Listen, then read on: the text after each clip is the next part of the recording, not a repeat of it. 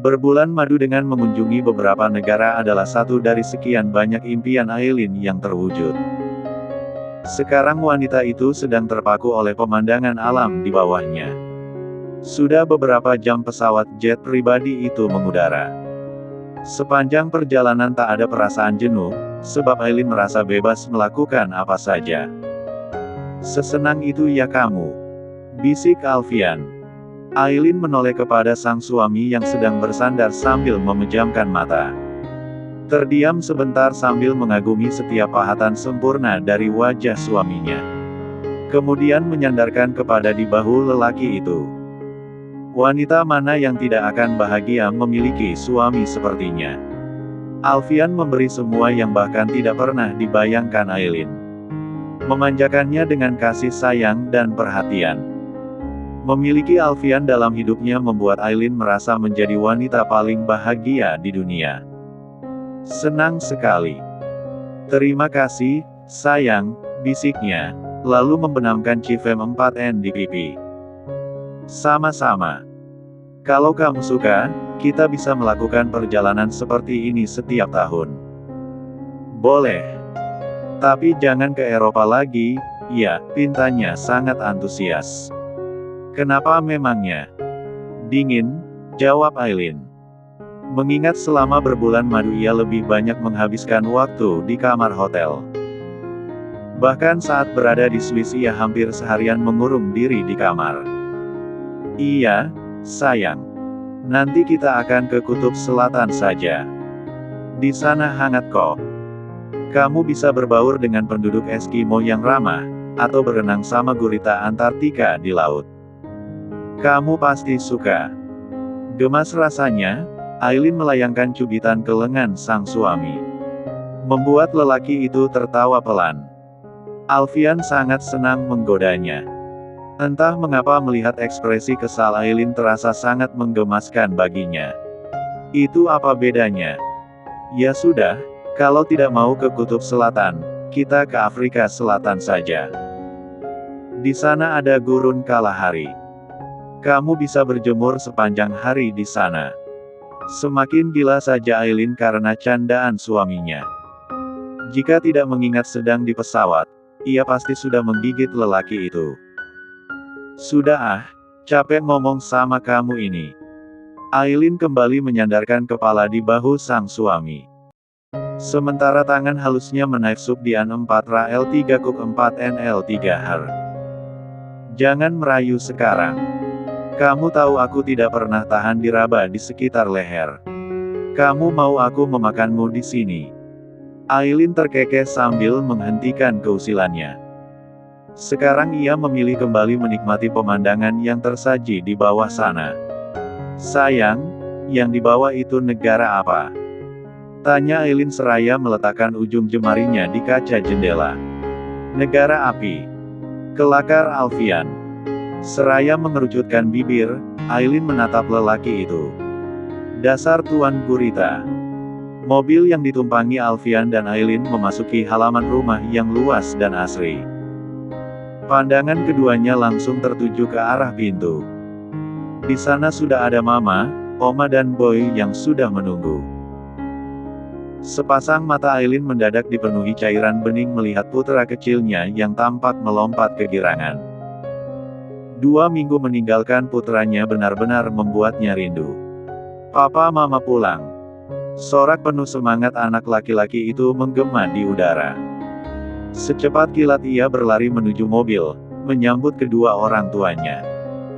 Terutama Papa, yang sebelum berangkat ke luar negeri sudah menjanjikan sesuatu.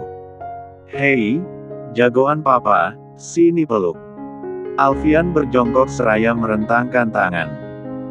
Membuat Boy segera menabrakkan tubuh kecilnya ke pelukan sang papa. Aileen pun demikian. Ia memeluk dan menciumi putranya demi melepaskan kerinduan. "Bagaimana liburannya, sayang?" tanya Mama Feni, menyambut kedatangan sang menantu dengan pelukan. "Menyenangkan, Mah. Cuma udaranya dingin, jadi kebanyakan di kamar aja." Sudut mata Mama Feni menatap penuh selidik ke arah Alfian. Ide mengunjungi beberapa negara di Eropa di musim dingin itu memang ide yang sangat cerdas untuk mengurung Aileen seharian di kamar. Oh ya, Mah. Terima kasih sudah menjaga Boy selama aku dan Mas Alfian di luar negeri. Mama pasti repot kalau dia nangis.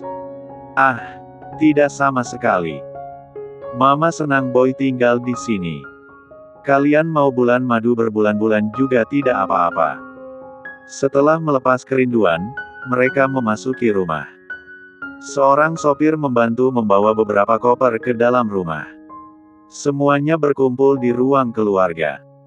Aileen menunjukkan sebuah koper besar berisi oleh-oleh untuk Oma dan Mama. Sementara Alfian memilih beristirahat dengan membaringkan tubuhnya di sofa panjang. Mama, mainan Boy mana? Tanya Boy. Yang ini, sayang. Aileen menyeret sebuah koper besar ke arah Boy dan membukanya. Wah, banyak sekali, Mama. Ini untuk Boy semua. Iya, sayang. Anak lelaki itu tampak sangat antusias. Ia mulai mengeluarkan satu persatu mainan dari sana hingga di lantai berhamburan mainan. Tetapi, setelah memeriksa dan mengeluarkan semua isinya, ia tak kunjung menemukan apa yang dicarinya sejak tadi. Membuat wajahnya yang ceria mulai murung seketika. Kenapa, Nak? Tanya Aileen setelah melihat wajah sedih putranya. Papa bohong, Ma, lirihnya dengan mata berkaca-kaca. Bohong kenapa? Aileen melirik deretan mainan di lantai demi memastikan pesanan putranya tidak ada yang kurang. Memangnya Papa janji apa sama Boy? Hua. Katanya Papa mau bawain dede bayi dari luar negeri. Tapi kenapa dede bayinya tidak ada di koper? Jerit Boy, membuat Alfian yang sedang berbaring sontak membuka mata. Senyum tipis terbit di sudut bibir Alfian kala tatapan semua orang tertuju padanya. Ia yang semula berbaring di sofa langsung merubah posisi, lalu melirik Boy beserta mainan-mainan yang sudah berhamburan di lantai. 2 minggu lalu sebelum berangkat ke luar negeri, mereka sempat kesulitan membujuk Boy, karena ini adalah pertama kali ia terpisah dari kedua orang tuanya. Tetapi, Alfian dengan ajaibnya mampu meluluhkan si anak gurita itu. Mana dede bayinya, Pak? Tanya Boy penuh nada menuntut. Ketinggalan di Paris, Nak. Papa lupa, jawab Alfian asal. Ujung mata Aileen berkerut. Memandang suaminya penuh curiga. Memang kamu habis janji apa sama Boy, Mas? Biasa. Urusan laki-laki. Alfian meraih tubuh mungil itu dan menggendongnya. Ayo, ikut Papa sebentar. Kemudian memilih membawa anak lelakinya itu ke ruang baca. Di sana mereka hanya berdua saja dan leluasa berbicara dengan bahasa yang paling aneh di dunia. Alfian mendudukkan Boy di sofa, lalu ia sendiri berjongkok di hadapan puteranya tersebut. Masih terlihat pancaran kecewa dari sepasang mata anak lelaki berusia 4 tahun itu. Boy mau dede bayi, Pak. Pintanya dengan bibir mengerucut. Nanti Papa buatkan dede bayi yang lain. Alfian berbisik penuh janji. Diplomatis dan taktis, layaknya seorang pejabat dalam sebuah kampanye. Gimana cara buatnya? Suara cadel itu membuat Alfian mengasah otak. Boy memang anak yang cukup kritis dalam berpikir. Ia akan menanyakan apapun sampai keingintahuannya terhadap sesuatu terpuaskan. Terkadang Alfian repot memberi penjelasan dengan bahasa yang mudah dimengerti oleh anak-anak. Proses pembuatannya biar jadi urusan Papa. Tugas Boy hanya menunggu saja. Kenapa harus nunggu, Pak? Kenapa nggak download di Play Store aja? Mana ada dede bayi di Play Store, Boy? Download game bisa, masa download dede bayi nggak bisa? Ia menatap curiga seolah papanya adalah manusia paling manipulatif di dunia. Gini ya, Nak, jagoan Papa yang pintar. Alfian membelai puncak kepala anak gurita dengan penuh kelembutan. Dede bayi itu buatan Tuhan, bukan buatan manusia. Jadi tidak bisa download di Play Store. Kerutan di dahi Boy tampak semakin dalam mendengar ucapan sang papa. Bukankah tadi sang papa sudah berjanji akan membuatkan? Lalu mengapa sekarang berkata adik bayi buatan Tuhan? Tapi tadi papa bilang mau buatin dede bayi. Berarti dede bayi buatan manusia, kan? Aduh. Alfian memijat kepala yang mendadak terasa berdenyut. Bukan begitu konsepnya, Boy. Memang yang buat papa tapi, ucapan Alfian menggantung di udara saat pintu ruangan itu terbuka. Galih muncul dari sana sebagai pemutus pembicaraan antara Papa Gurita dan anaknya. Hei, yang baru pulang abis honeymoon, sapa lelaki itu dengan senyum ceria. Tetapi, senyum itu seketika redup saat melihat wajah murung sang keponakan. Si jagoan cilik kenapa mukanya kusut begitu? Papa janji mau bawain dede, kali ini ucapan Boy terpotong karena lebih dulu dibungkam Alfian dengan telapak tangan. Jangan dengar, biasalah namanya anak-anak, ujar Alfian kepada Galih. By the way ada apa kesini? Menjatuhkan tubuh di sudut sofa yang lain, Galih menghela napas panjang. Alfian dapat melihat raut wajahnya yang lelah. Mengurus perusahaan selama ditinggal sang bos pasti menguras tenaga dan pikiran. Kemarin aku menerima pesan khusus dari Pak Sujono. Pesan apa? Pembicaraan mulai serius. Alfian melirik Boy yang duduk di sebelahnya. Sebentar ya, nak. Papa bicara sama Om Galih dulu. Boy menyahut dengan anggukan kepala. Pak Sujono berpesan bahwa PT Miracle akan setuju bekerja sama dengan kita, kalau kamu memberikan proyek pembangunan Hotel Imperial ke PT Excel. Cih. Alfian berdeci. Tawa sinis keluar dari bibirnya. Nama perusahaan yang baru saja disebut Galih membuat emosi seorang Alfian berubah dalam hitungan detik.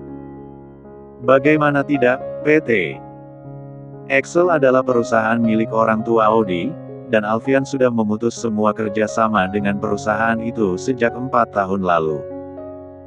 Menyebabkan perusahaan tersebut sempat mengalami kolaps. Jadi bagaimana? Tanya Galih.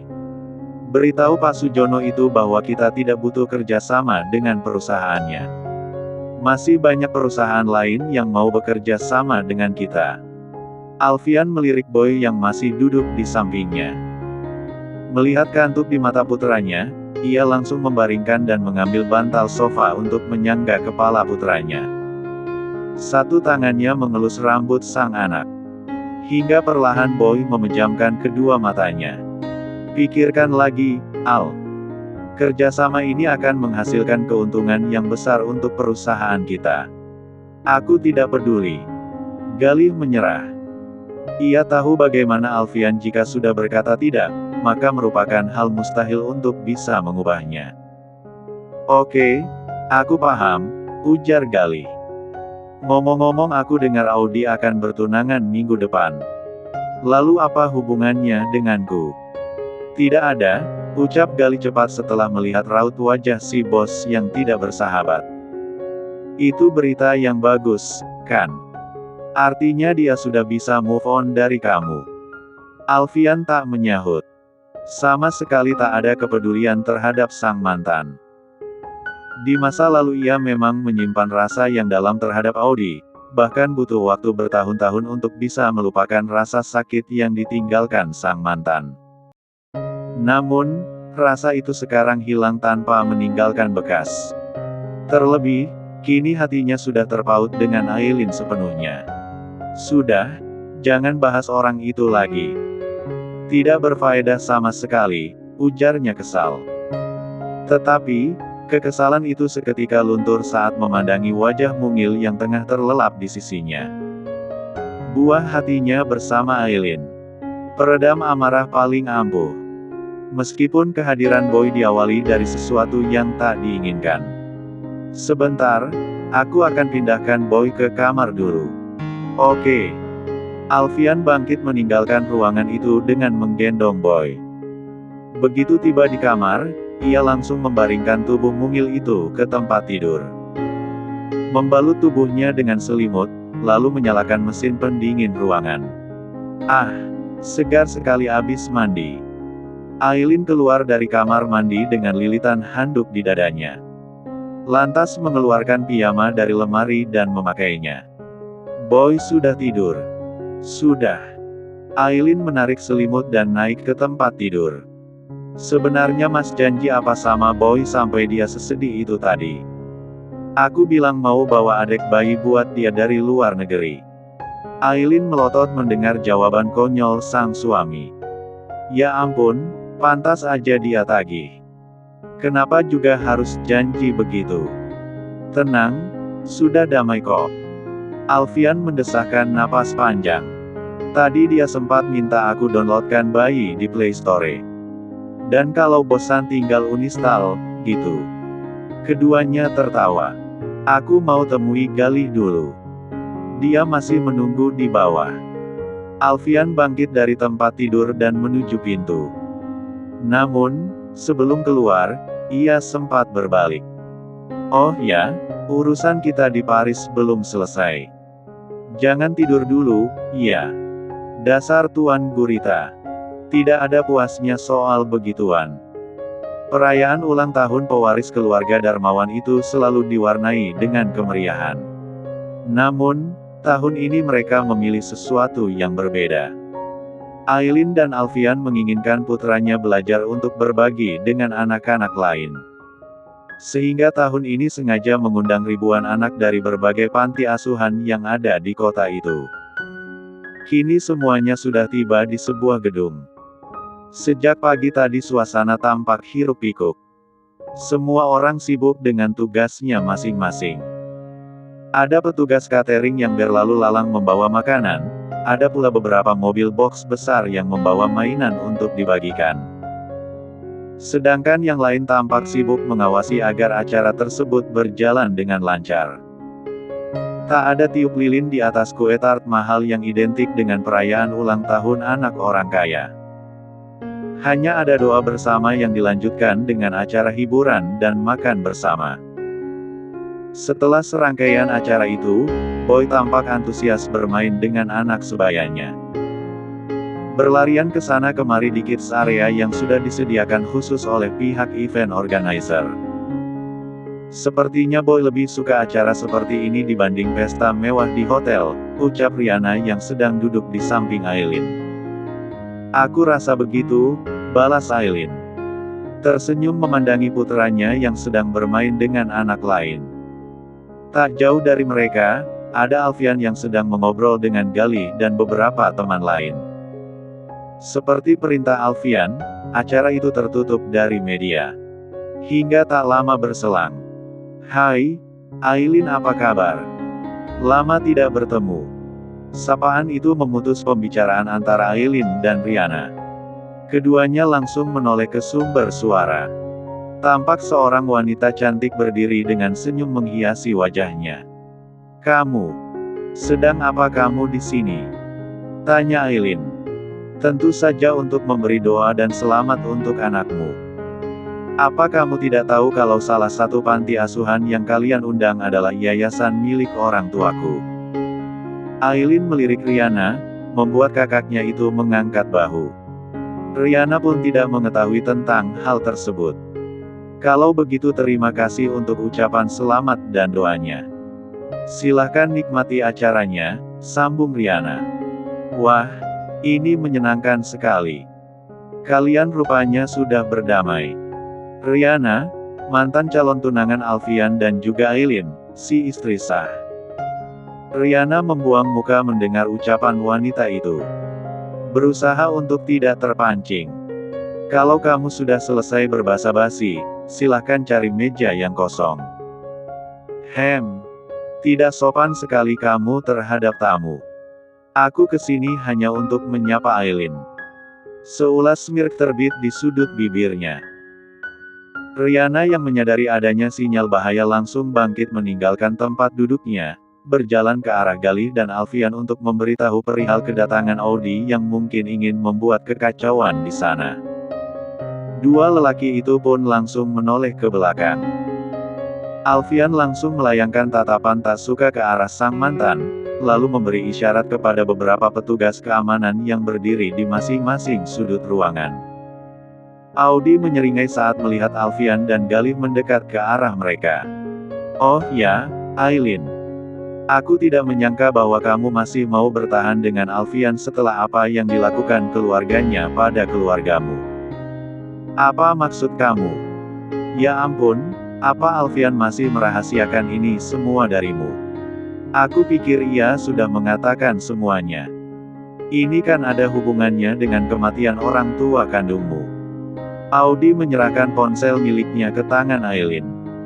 Terdengar rekaman pembicaraan orang yang dapat dikenali Aileen adalah suara Alfian dan Oma. "Apa yang harus kulakukan kalau Aileen tahu bahwa aku adalah anak dari orang yang sudah membunuh kedua orang tuanya, Oma? Apa Aileen akan memaafkanku? Atau dia akan membenciku dan pergi?" Suara Alfian tertangkap jelas oleh indera pendengaran Aileen. Sementara Alfian yang menyadari apa yang ada di sana sudah tampak gusar. Jantungnya berdentam sangat cepat. Di tengah suasana ceria itu, ada ketegangan yang tercipta di antara mereka. Aileen mengarahkan pandangannya pada sang suami. Namun, ia masih berusaha untuk bersikap tenang agar tak mengundang perhatian para tamu. "Ups, maaf sekali, Aileen. Kamu harus mengetahui ini dari aku. Aku pikir Alfian sudah menceritakan semuanya. Apa kamu benar-benar baru mengetahui semuanya?" Baik Galih, Riana, maupun Alfian tampak tegang. "Sayang, aku bisa jelaskan semua ini. Aku punya alasan untuk itu. Tolong percaya aku." Alfian mendekati istrinya. Hendak memeluk, namun, Aileen menolak. Melihat reaksi Aileen, senyum pun mengembang di bibir Audi. Ia pastikan setelah ini akan mendengar kabar perceraian yang pasti akan menghebohkan seluruh penjuru negeri. Ia akan tertawa dan merayakan kemenangan itu. "Sebentar, Mas. Jangan peluk. Biar aku selesaikan urusanku dengan wanita ini dulu." Aileen tersenyum menatap Audi. Jika Audi berpikir Aileen akan terkejut dan marah setelah mengetahui rahasia ini, maka salah besar. Karena Aileen tampak biasa-biasa saja, bahkan tampak tidak terpengaruh sama sekali.